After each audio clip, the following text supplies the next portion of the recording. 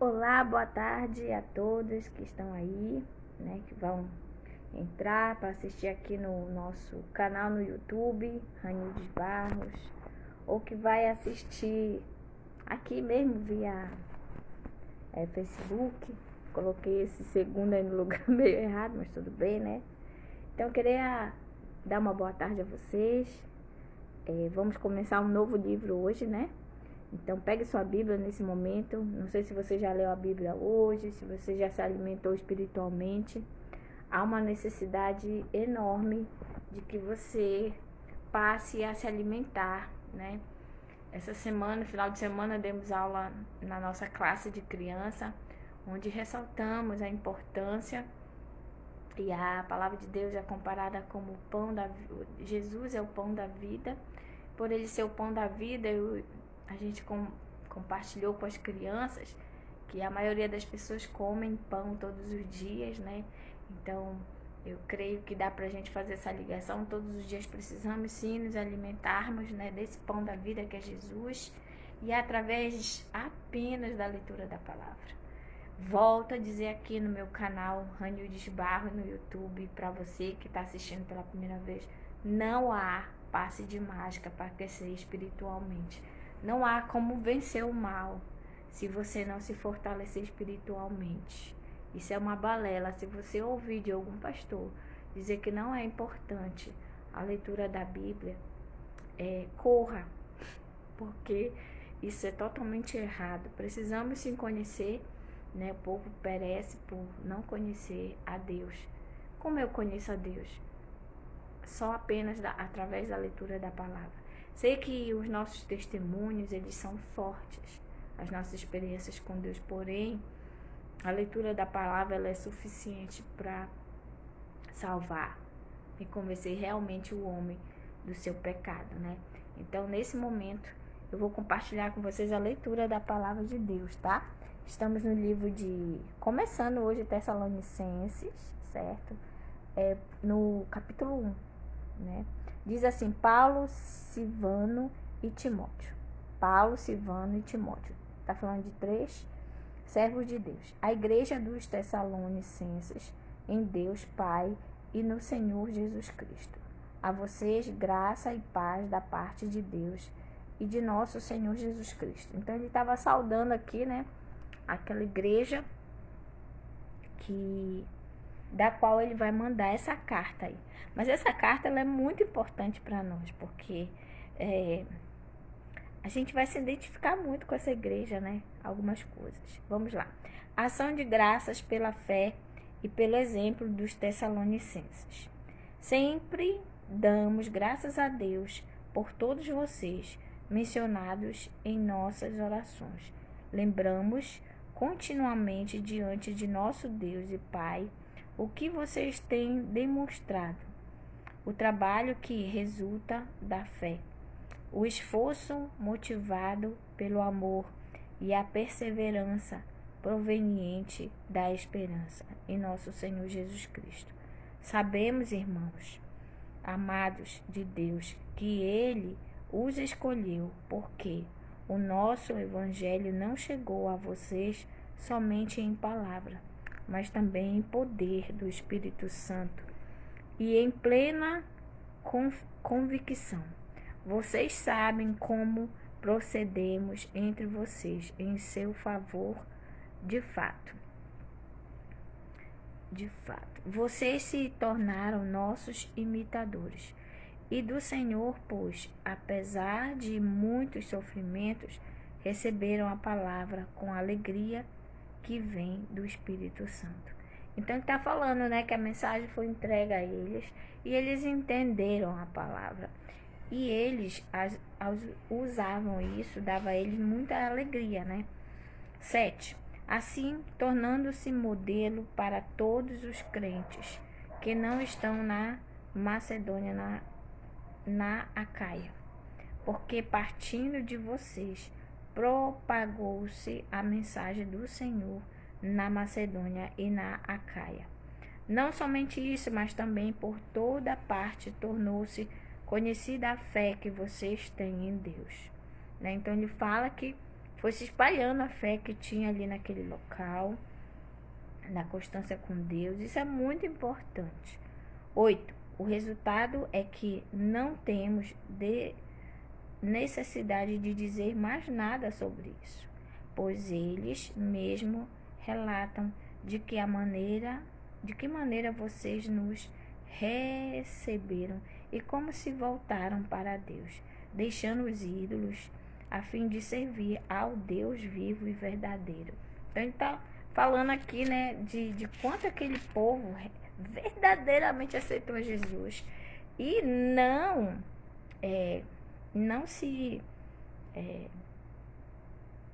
ficou balanceado em fazer aquilo que realmente agradava a Deus, né?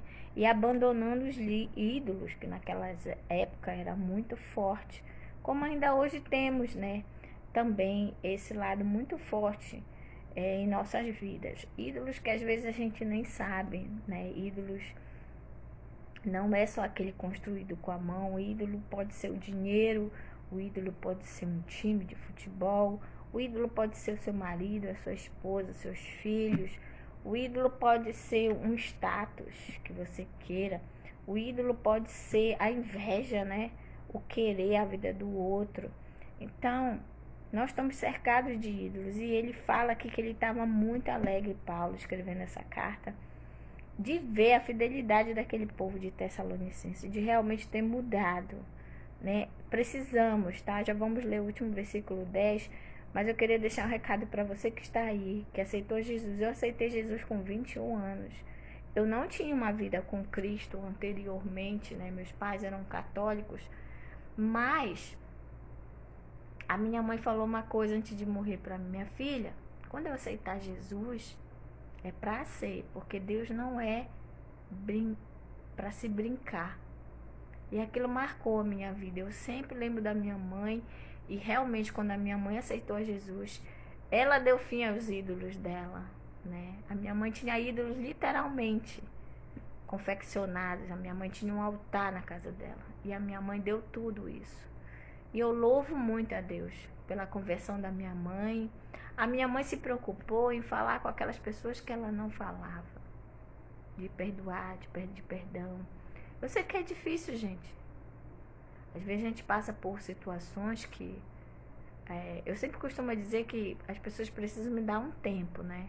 Para eu digerir e aí chegar. Mas o fato de você perdoar não quer dizer que você vai passar a tomar café com a pessoa, ser a melhor amigo ou amigo, não.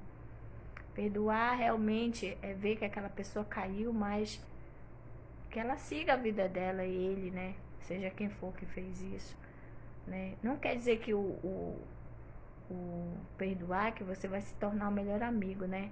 A gente viu isso no retiro agora que a gente foi de mulheres, no PV, Palavra da Vida aqui de Belém do Pará, né?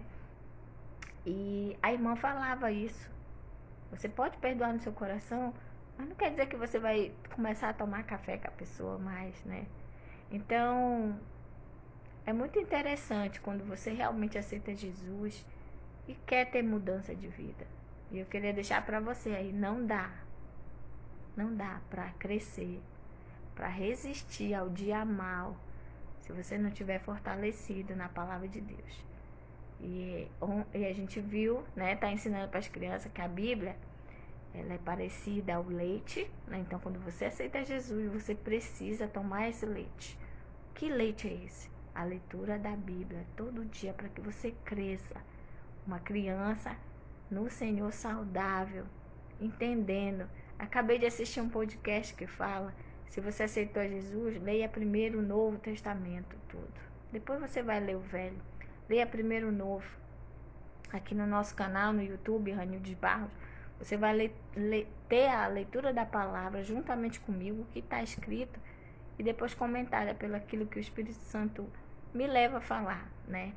Então, eu louvo a Deus que nós já estamos há 2 anos, ou haja mais.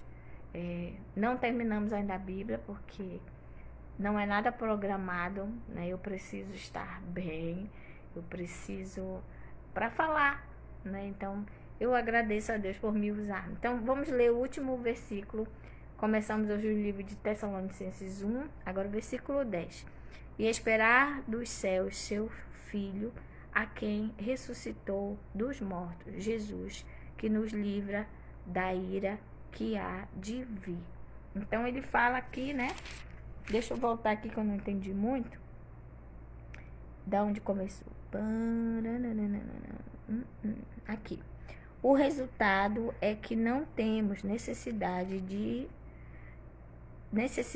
dizer mais nada sobre isso, pois eles mesmos relatam de que maneira vocês nos receberam, como se voltaram para Deus, deixando os ídolos, a fim de servir ao Deus vivo e verdadeiro e esperar dos céus seu Filho, a quem ressuscitou dos mortos, Jesus, que nos livra da ira que há de vir. Então, olha só, a leitura de 1 Tessalonicenses terminou agora, o capítulo 1, vai estar aqui no nosso Facebook, compartilhe. Aquele povo não teve dúvida, aquele povo aceitou Jesus e mudou de vida. Você precisa mudar, você precisa caminhar com Cristo, você precisa ler a palavra de Deus. Pelo amor de Deus, leia a Bíblia e faça a oração, se quiser crescer, como diz a musiquinha. Então eu queria deixar para você aí, né? A gente está dando aula para nossas crianças, ensinando algumas coisas que eu vou compartilhar com você, né? Aqui, né? Você sei que você não é mais criança, mas a gente precisa, né? Ouvir também, como as crianças, explicações, né? Às vezes tem gente aqui que não é criança em idade, mas é criança, ainda não sabe muita coisa de Deus. Então, é para você que eu quero falar agora, certo? Então, eu dei aula para as crianças esse final de semana e a gente viu que a Bíblia é como leite. Então, você que aceitou Jesus, você precisa tomar esse leitinho, né? Para que você cresça espiritualmente, você precisa ler a Bíblia. Comece pela lata do leite que é o Novo Testamento. Leia o Novo Testamento, que você vai saber muita coisa de Deus, que você vai crescer espiritualmente. 2, então ele é como leite, é o primeiro alimento para nutrir você espiritualmente, tá? Depois ele diz que a Bíblia também ela é como se fosse o pão. Por que o pão? Por que comparou com o pão? Porque Jesus é o pão da vida, né? Quem é o pão da vida?